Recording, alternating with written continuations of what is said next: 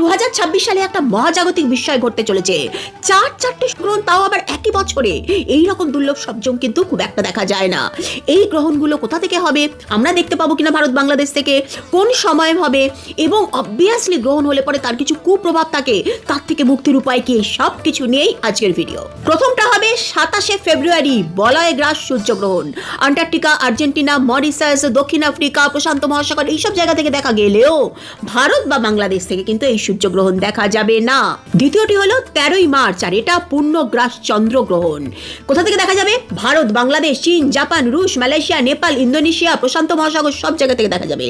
আর ভারত বাংলাদেশে কিন্তু এই পূর্ণগ্রাস চন্দ্রগ্রহণের প্রভাব পড়বে। সুতরাং এই সূতককালে গ্রহণের যা যা নিয়ম চলে সেই নিয়মগুলো কিন্তু আমাদের মেনে চলতে হবে। তৃতীয়টি হলো 12ই আগস্ট, এটা আর একটা সূর্যগ্রহণ।